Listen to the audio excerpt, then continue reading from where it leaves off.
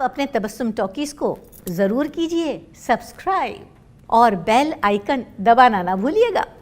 आदाब, नमस्कार, सत श्री अकाल। दोस्तों, मैं हूं शशांक गोयल, आपके भी तबस्सुम जी का बेटा, और आप देख रहे हैं तबस्सुम टॉकीज।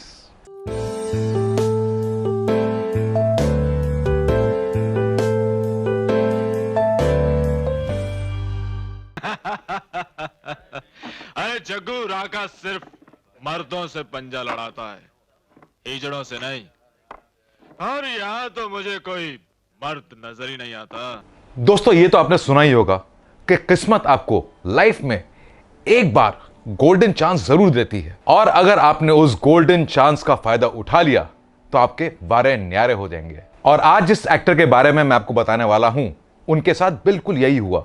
उन्हें एक गोल्डन चांस मिला और उन्होंने उसका फायदा उठाया, और वो थे मेगा सीरियल महाभारत के धृतराष्ट्र यानी वर्सेटाइल एक्टर गिरजा शंकर। कुरुवंश का ज्येष्ठ पुत्र होने के नाते इस पर पहला अधिकार तो मेरा ही होना चाहिए, परंतु मेरी आंखों ने मुझे कहीं का नहीं रखा। गांधारी, आज दशहरे का शुभ दिन है।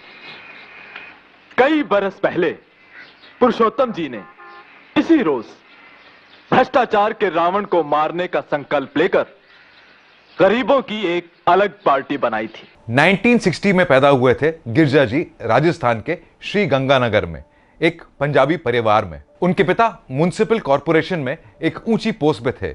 उनकी मां एक हाउसवाइफ थी। गिरजा जी की शुरुआती स्कूलिंग श्री गंगानगर में ही हुई, लेकिन जब वो मिडिल स्कूल में थे तब उनका पूरा परिवार राजस्थान से पंजाब आ गया। गिरजा जी को बचपन से ही एक्टिंग का बहुत शौक था, और वो बचपन में ही रामलीला में हिस्सा लिया करते थे और स्कूल के फंक्शंस में बढ़ चढ़कर हिस्सा लिया करते थे। एक्टिंग के साथ साथ वो डिफेंस फोर्सेस को भी ज्वाइन करना चाहते थे, लेकिन किसी वजह से वो सिलेक्ट नहीं हो पाए।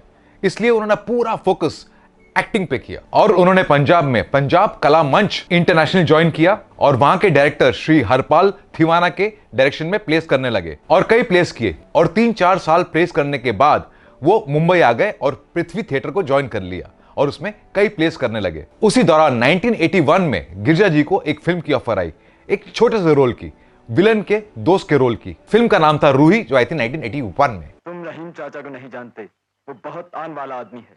उसका सर कट सकता है लेकिन झुक नहीं सकता। यह फिल्म बुरी तरह फ्लॉप हो गई और गिरजा जी नोटिस भी नहीं हुए, और गिरजा जी ने थिएटर करना जारी रखा। उनके प्लेस देखने के लिए बड़े बड़े दिग्गज लोग आया करते थे पृथ्वी थिएटर में, जैसे रमेश सिप्पी, महेश भट्ट और श्री B.R. चोपड़ा साहब। उसी दौरान B.R. चोपड़ा साहब एक फिल्म प्लान कर रहे थे, आज की आवाज। उन्होंने गिरजा जी का एक प्ले देखा और एक छोटे से रोल में कास्ट कर लिया, एक मिनिस्टर के रोल में।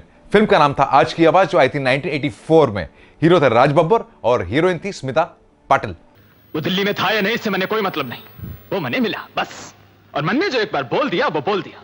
मैं हूं मंत्री, और मंत्री कभी झूठ नहीं बोला है। आज की आवाज सुपर डुपर हिट हो गई, और इसी साल यानी 1984 में गिरजा जी ने अपने दोस्तों के साथ मिलकर एक फिल्म प्रोड्यूस की और उसमें एक्टिंग भी की। फिल्म का नाम था अब आएगा मजा, जिसके डायरेक्टर थे पंकज प्राशर, और यह पंकज प्राशर की डायरेक्टोरियल डेब्यू फिल्म थी, और म्यूजिक डायरेक्टर थे आनंद मिलन, और उनकी भी ये डेब्यू फिल्म थी एज म्यूजिक डायरेक्टर्स। फिल्म के हीरो थे फारूक शेख और हीरोइन थी अनीता राज।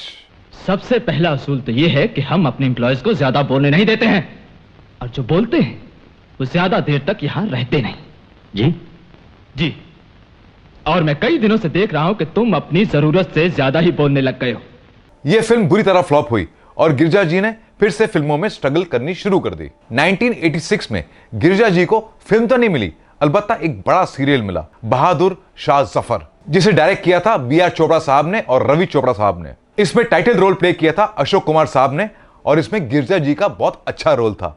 देखिए, जिले सुबहानी को किसी महफूज जगह पर पहुंचाने के बाद ही ये खादिम दिल्ली की लड़ाई लड़ने के लिए वापस आएगा आलमपना। तो फिर ये खादिम मकबरे पर अपने जानिसारों समेत हाजिर होगा जहांपना। इस सीरियल के बाद गिरजा जी को एक बहुत बड़ा एपिक सीरियल मिला, रमेश सिप्पी साहब का सीरियल बुनियाद, जो आया था 1986 में। इसमें गिरजा जी का रोल बहुत अच्छा था, और वो आलोकनाथ जी के बड़े भाई बने थे, और उनके कैरेक्टर का नाम था रलिया राम। ऐसा जादू डाला हवेली पर कि ये बाबूजी के बुलाने के बाद भी 4 घंटे और पड़ा रहा उसकी बाहों में। जो मन में आए वही नहीं कह दिया जाता है प्राजी, और जो तेरे मन में आए वो तू कर जरूर सकता है। वाह मास्टर हवेली राम। ये सीरियल सुपर डुपर हिट हो गया और इसके बाद there was no looking back for Girija ji, और गिरजा जी एक हाउस होल्ड नेम बन गए। लेकिन अभी तो उनके करियर में एक और माइलस्टोन बाकी था। 1988 में बी आर चोपड़ा साहब एक एपिक सीरियल बना रहे थे, महाभारत, और एक अहम रोल के लिए उन्होंने गिरजा जी को बुलाया और कहा, हम तुम्हें इसमें एक बहुत इंपॉर्टेंट रोल देना चाहते हैं, धृतराष्ट्र का। वो धृतराष्ट्र जिसकी वजह से महाभारत शुरू हुई थी, और वो नाबीना थे।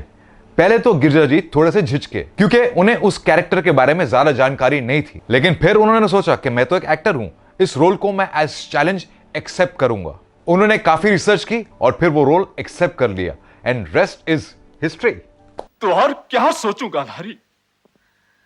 चलो, मैं नेत्रहीन था। विदुर ने ठीक कहा कि मुझे राजा नहीं होना चाहिए, और मैंने अपने भाग्य से समझौता कर लिया कि जो सिंहासन मुझे नहीं मिला वो मेरे पुत्र को मिल जाएगा।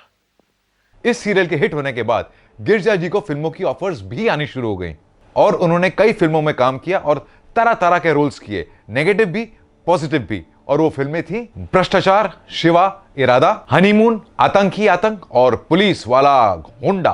दादी साहब, आप हिंदुस्तान के सबसे अच्छे आर्किटेक्ट। Thank you daddy.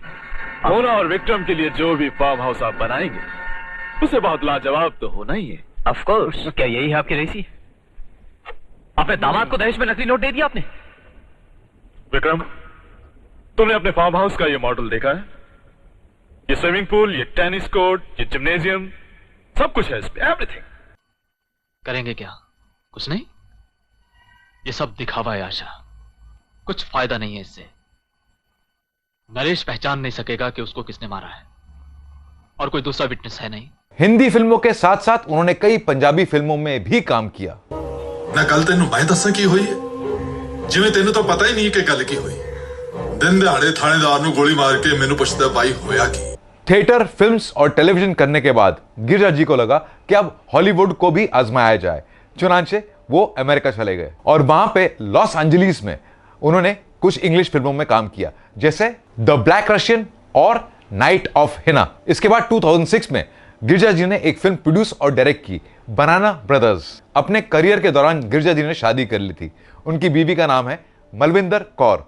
उनके 2 बच्चे हैं, एक बेटा और एक बेटी। आज गिरजा जी इंडिया और एलए के बीच शफल करते हैं। वो इंडिया में भी काम कर रहे हैं और लॉस एंजलिस में भी काम कर रहे हैं। गिरजा जी कहते हैं कि आज मैं दुनिया के किसी भी कोने में जाता हूं तो लोग मुझे धृतराष्ट्र के नाम से पहचानते हैं, और इसका पूरा श्रेय मैं श्री बी आर चोपड़ा साहब को देना चाहता हूं, और मैं उनका बहुत शुक्रगुजार हूं। वाह! तो दोस्तों, ऐसी बातें भी शेयर करता रहूंगा। आप बस देखते रहिए तबस्सुम टॉकीज, करते रहिए लाइक, शेयर और सब्सक्राइब।